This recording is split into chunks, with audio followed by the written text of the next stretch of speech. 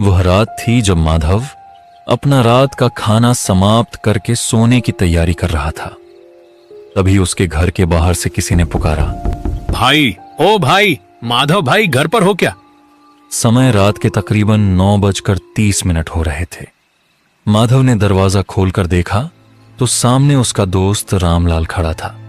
रामलाल की आंखों में डर और खौफ दोनों एक साथ दिखाई दिए। अरे रामलाल, क्या हुआ भाई इस वक्त? और तुम्हारे चेहरे का रंग क्यों उड़ा हुआ है? अरे तुम सो गए थे क्या? असल में मैं थोड़ा फंसा हुआ हूँ। हाँ, चेहरे से पता चल गया था। बताओ क्या हुआ है? क्या हुआ? मेरे साथ मेरे घर चलो, तुम्हें देखना पड़ेगा जाकर, तब समझोगे। बिना कोई सवाल जवाब किए क्या हुआ था यह देखने के लिए माधव रामलाल के साथ चल पड़ा। जब वे रामलाल के घर के पास पहुंचे तो एक ऐसा नजारा था जिसे देखकर माधव थम गया। घर के दरवाजे के पास एक बूढ़ा आदमी जमीन पर पड़ा हुआ था। देखने से लग रहा था मानो वह मर चुका हो। अरे ये कौन है? क्या ये आदमी मर गया है क्या? हाँ, यही तो है वो जिसके लिए इतनी रात को मैं तुम्हें अपने घर लाया हूँ। मतलब ये सच में मर गया है। अरे ये बूढ़ा आदमी कुछ देर पहले ही मरा है मेरे सामने। क्या मतलब ये सब अचानक? अरे कैसे यार, कुछ समझ नहीं आ रहा। ठीक से बताओ ना। सुनो, फिर मैं तो रात का खाना खा रहा था। अचानक एक आवाज सुनकर मैं बाहर निकल आया। उसने कहा, घर पे कोई है क्या? थोड़ा पानी मिलेगा? मैंने पूछा, कौन हो आप इतनी रात को यहाँ? पर उसने बस पानी मांगा। मैं पानी लेकर आया और देखा कि वह जमीन पर पड़ा हुआ था।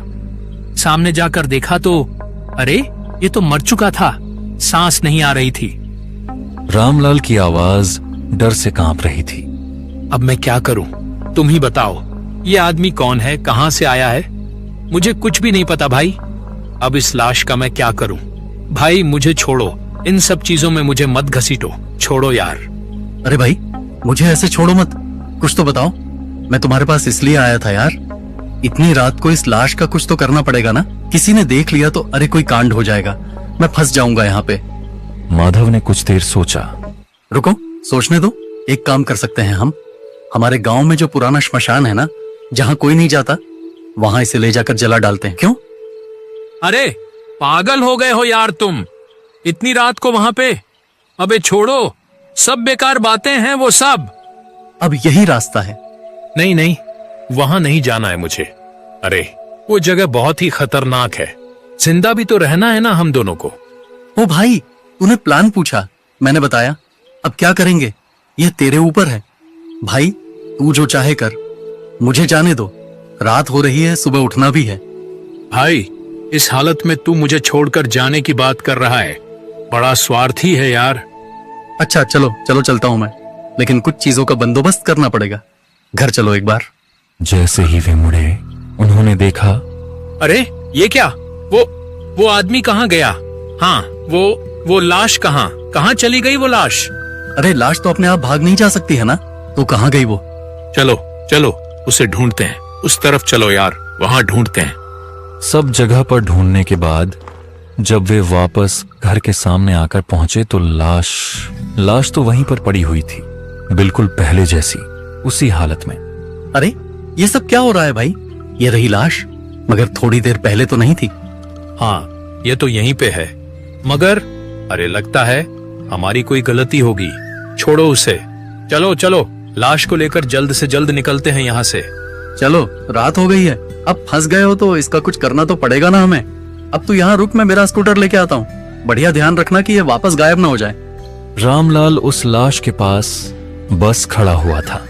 माधव अपना स्कूटर लेने अपने घर की ओर जा चुका था, मगर रामलाल ने एक बार के लिए जैसे ही उसने लाश की तरफ अपनी नजरें दौड़ाईं तो ऐसा लगा जैसे कि वो लाश उसे ही देख रही थी। अरे ये क्या? नहीं नहीं, मेरा वहम होगा। रामलाल अपनी नजरें चारों तरफ दौड़ाने लगा, लेकिन एक बार के लिए उसे ऐसा लगा मानो कोई तो था वहां पर जो उसके हाथ को पकड़कर खींच रहा था। ऐसा लग रहा था कि यह स्पर्श किसी बुजुर्ग आदमी के हैं। रामलाल ने पलटकर देखा तो उस लाश के हाथ कांप रहे थे। रामलाल डर तो गया था और डर के मारे उसने अपनी नजरें दूसरी ओर कर लीं और ठीक तभी पीछे से उसे कुछ ऐसा सुनाई दिया जिसे सुनकर वह रुक गया। मेरा क्रियाकर्म अच्छे से करना। मैं कोई लावारिस नहीं हूँ तुम्हारी तरह, तुम्हें तो पता है ना। यह सुनकर रामलाल डर के मारे पीछे मुड़कर नहीं देख पाया था। तभी उसी समय माधव अपना स्कूटर लेके आया। माधव ने रामलाल को आंखें बंद करके कुछ बड़बड़ाते हुए देखा। अरे क्या हुआ? अरे ओ, आंखें बंद करके क्या बक रहे हो तुम? ठीक तो है ना? डरे हुए लग रहे हो फिर। अरे यार ये लाश ना, चलो यार जला देते हैं इसे जाकर। हाँ हाँ ठीक है ठीक है। माधव और रामलाल लाश को स्कूटर पर लेके शमशान की ओर निकल पड़े। माधव गाड़ी के सामने बैठा था और गाड़ी चला रहा था और ठीक उसी समय बारिश शुरू हो गई। अरे यार ये बारिश भी ना, अब पता नहीं क्या होगा। श्मशान जल्द से जल्द पहुंच जाएं, काफी है। मुझे मालूम नहीं यार, मेरा तो नसीब ही खराब है, नहीं तो ये आदमी मेरे दरवाजे पर क्यों आता। अचानक ऐसा लगा जैसे किसी ने रामलाल के सर पर मारा हो। अरे बाप रे, अरे यार किसने मारा मुझे? अरे क्या हुआ? कौन मारेगा? तभी अचानक किसी के हंसने की आवाज सुनाई दी। अरे बाप रे, चलो यार जल्दी यहाँ से। ये लाश, ये तो जिंदा लाश है। ये मुझे कुछ कहना चाह रही है यार। चलो जल्दी चलो, इसे जला डालते हैं, चलो। क्या? अरे क्या भाग रहे हो तुम? क्यों? क्या हुआ? अरे मैं कुछ बता नहीं सकता तुम्हें यार, तुम जल्दी चलो। माधव ने गाड़ी रोक दी और रामलाल के पास आकर पूछा, ए, बताओ आगे क्या हुआ है, बताओ। अरे डर के मारे तुम तो कांपने लगे हो बे, बताओ। ओ भाई, मैंने जो देखा, सुना और महसूस किया है ना। अरे यार सुनो सुनो सुनो, वो सब वहम है तुम्हारा। शांत हो जाओ। हाँ शांत होकर तुम एक काम करो, तुम गाड़ी चलाओ, लाश लेकर मैं बैठता हूँ। हाँ ये सही रहेगा, सही रहेगा। अब माधव स्कूटर के पीछे बैठा था और रामलाल स्कूटर चला रहा था। ठीक उसी मौके पर तूफान आ गया। अरे यार, इसी बात का डर था। अब बारिश और भी तेज हो गई है तो और परेशानी होगी, रास्ता भीग जाएगा पूरा। हाँ यार, गाड़ी चलाना भी मुश्किल हो जाएगा, कितना तेज तूफान है। तूफान का नजारा और तेज हो गया और उस नजारे में जो लाश थी वह भी भीगने लगी। यहाँ तक कि गाड़ी चलाना भी मुश्किल हो गया था। अब मुझसे नहीं हो रहा भाई, और नहीं। हाँ हाँ तुम्हारी बात बिल्कुल सही है। इस हालत में तो गाड़ी चलाना मुश्किल है भाई। तुम स्कूटर को एक साइड कर दो। वे दोनों जाकर एक सुरक्षित जगह पर खड़े हो गए, मगर वह लाश स्कूटर पर अकेली पड़ी हुई थी। भाई वो लाश तो भीग रही है, कुछ करें क्या? अरे बाबा क्या करें, कुछ है भी तो नहीं करने को।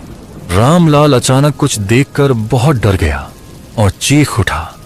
अरे अरे वो देखो भाई, वो देखो, वो लाश उठ के बैठी अपने आप। मैंने अपनी आंखों से देखा भाई। अरे चुप हो जाओ यार, चुप हो जाओ, क्या बके जा रहे हो तुम? अरे वो लाश है, अपने आप उठकर कैसे बैठ जाएगी वो? अरे मैंने देखा है। अरे यार मैं झूठ क्यों बोलूंगा? हाँ बस ये सब सिर्फ तुम्हें दिखाई दे रहा है। अरे मैं भी तो हूँ तुम्हारे पास खड़ा, मुझे तो कुछ नहीं दिखाई दे रहा भाई। सुनो सुनो मेरी बात, मैं कहता हूँ कि ये लाश तुम्हारे घर के सामने मिली है ना, इसलिए तुम्हें वहम हो रहा है और कुछ भी नहीं। हाँ समझे? अब सुनो, एक बार ये बारिश बस रुक जाए तब श्मशान जाकर इस लाश को जला देंगे, बस सब खत्म। जैसे ही एक बार यह बारिश रुकी तभी वे लोग स्कूटर लेकर निकल पड़े। स्कूटर चलाने का भार इस बार भी माधव ने रामलाल को दिया था, क्योंकि लाश को लेकर वह काफी डरा हुआ था। देखते ही देखते वे दोनों श्मशान में पहुंच गए, जो कि बहुत ही डरावना था। बिल्कुल सुनसान सन्नाटा। ये इतना खाली क्यों है? अरे भाई, रात के 11 से 12 बजे इस श्मशान में गांव के तुम्हें कौन मिलने आएगा यहाँ पे? नहीं वो बात तो ठीक है, मगर ये जगह बहुत ही अजीब और डरावनी सी है। हाँ वैसे बात तो सही है, ये तो होना भी चाहिए। अब जितनी जल्दी हो सके काम निपटा कर चलो, यहाँ से निकलते हैं। अच्छा एक बात बताओ, ये यहाँ पे कोई आता है क्या? पता नहीं किसी ने देख भी लिया तो। अच्छा हमारे पास जो माचिस था ना, वो तो गीला हो चुका है ना? हाँ लाइटर मेरे जेब में है, फिक्र की बात नहीं। अरे वाह, फिर तो ठीक है, चलो लाश को उतारते हैं पहले। दोनों ने मिलकर लाश को पहले तो नीचे उतारा, उसके बाद माधव अंदर गया श्मशान के, एक बार चेक कर लेने के लिए। हाँ भाई मामला साफ है, चलो चलो लाश को पहले तो जला देते हैं तो हो जाएगा काम। ठीक उसी वक्त जैसे ही दोनों ने मुड़कर पीछे देखा तो उन्होंने देखा कि लाश तो वहां पर थी ही नहीं। अरे ये लाश लाश कहाँ गई भाई? और यार तुम तो यहीं पे थे ना, तुमने देखा नहीं क्या? नहीं यार, मैं तो वो अंदर देख रहा था कि सब ठीक है। मैंने यहाँ देखा नहीं, पता नहीं क्या हुआ। अब यार मुझे डर लग रहा है, मैं सच कहता हूँ। अरे ठीक है ठीक है ठीक है, शांत हो जाओ शांत हो जाओ। हाँ मैं देखता हूँ। हाँ जो करना होगा अभी करना होगा। उधर देखो। फिर देखा कि लाश तो वहीं पर पड़ी हुई थी, बिल्कुल पहले की तरह। अरे भाई ये सब क्या हो रहा है? ये लाश अपने आप वहां कैसे पहुंच गई? छोड़ो यार वो सब, चलो लाश लेकर आते हैं, चलो। और वे लोग धीरे धीरे लाश की तरफ जा रहे थे ताकि उसे उठाकर यहां ला सकें और जला सकें। और जैसे ही उन्होंने लाश को उठाने की कोशिश की, वे दोनों डर के मारे वहीं पर रुक गए, क्योंकि वह अपने आप उठकर बैठ चुकी थी। उसकी आंखें मानो बंद थीं और वे दोनों डर के मारे वहीं पर सहम गए थे। ये क्या हो रहा है भाई? ये कोई वहम नहीं हो सकता मेरे भाई, ये कुछ और है। लो हनुमान जी का नाम लो भाई। जय हनुमान ज्ञान गुण सागर, जय कपीस तिहु लोक उजागर। रामलाल और माधव आंखें बंद करके हनुमान चालीसा पढ़ने लगे। और जब माधव ने आंखें खोली, अरे वो लाश वो पहले जैसी हो गई थी बिल्कुल। चलो यार जल्दी चलो, लाश को ले जाकर जला देते हैं यार, जल्दी चलो। उन्होंने जल्द से जल्द लाश को उठाया और श्मशान के अंदर ले जाने लगे। उन्हें ऐसा लग रहा था कि कोई तो था जो उन्हें देख रहा था। रामलाल ने पीछे मुड़कर देखने की कोशिश की, मगर रुको, पीछे मुड़कर मत देखना बिल्कुल भी। हाँ वो सब आत्माएं हैं जिनकी वजह से आज ये श्मशान इतना सन्नाटा छाया हुआ है। चलो वहां जाकर बैठते हैं, चलो।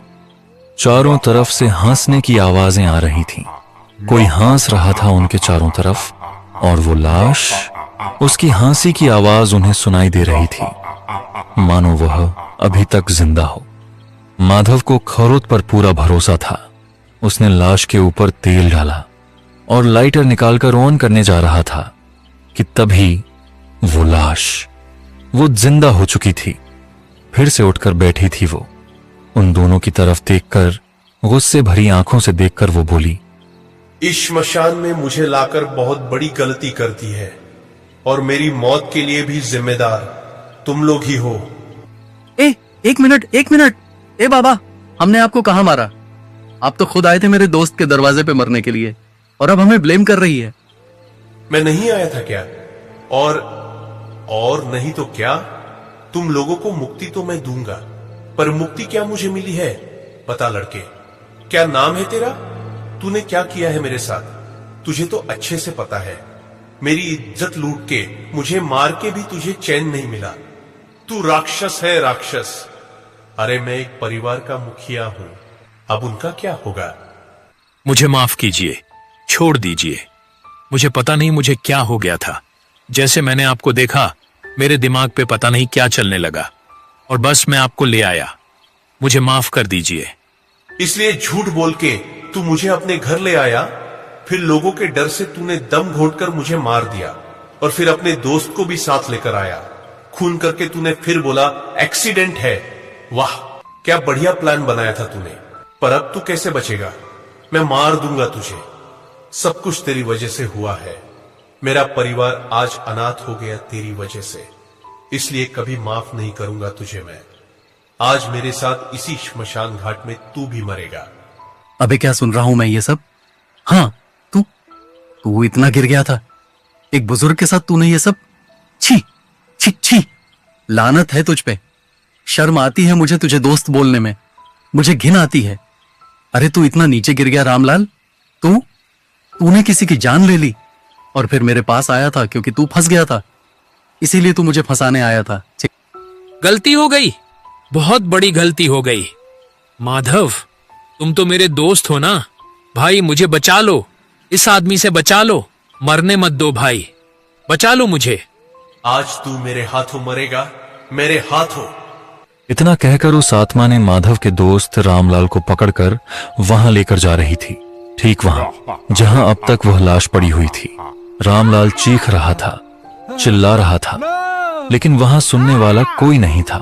बस माधव अकेला खड़ा चुपचाप सब कुछ देख रहा था। जोर जबरदस्ती अपने साथ रामलाल को भी उस आत्मा ने चिता पर लिटा दिया। और तब माधव की तरफ देखकर वह आत्मा कुछ बोली। अब तू मेरी इस चिता पे आग देगा ताकि मेरे साथ साथ यह पापी भी भस्म हो जाए। क्या? मैं क्यों? नहीं नहीं, मुझे छोड़ दीजिए। मुझे ये सब नहीं करना। मुझे किसी की हत्या नहीं करनी। मुझे नहीं नहीं, छोड़ दीजिए। पर तू तो मुझे मुक्ति देना चाहता है ना? अगर मेरा क्रियाकर्म नहीं हुआ तो मुक्ति कैसे मिलेगी मुझे? और साथ ही तेरे इस दोस्त को भी मैं छोड़ नहीं सकती। इसे छोड़ दिया तो मेरी मुक्ति कैसे होगी? मेरे परिवार को जिसने अनाथ किया, मेरा खून किया, इसका मरना तो तय है। समय बर्बाद किए बिना जला दे हमें, नहीं तो मुझे मुक्ति नहीं मिलेगी। जला दे, जला दे, भस्म कर दे। इतना बोलकर उस आत्मा ने रामलाल के शरीर को छोड़ दिया और उस आत्मा का शरीर ठीक रामलाल के बाजू में गिरा हुआ था। माधव क्या करता? अब आपके साथ मेरा मुकाबला कैसे हो सकता है? मैं तो ये सब सोच भी नहीं सकता कि मैं आपसे लड़ूं, और मैं लड़ना चाहता भी नहीं, क्योंकि आप एक अच्छे इंसान थे। और मेरे दोस्त ने जो किया वाकई गलत था। उसको सजा मिलनी तो चाहिए जरूर। मेरे यार रामलाल, तूने जो किया था, तेरा तो ऐसा ही कुछ हाल होना था ना। अब बस शांत हो जा मेरे यार।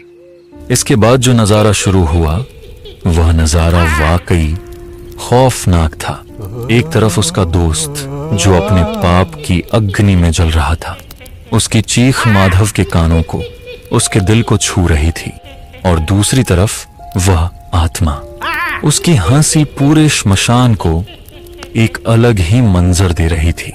माधव यह सब सुन के मन ही मन सोच रहा था कि भगवान, हाँ, हो सकता है कि मेरा दोस्त दोषी था, पापी था, बहुत बड़ा पाप किया था उसने, मगर आपसे एक ही विनती है कि मेरे दोस्त की आत्मा को मुक्ति देना, उसे सुधरने का एक मौका देना।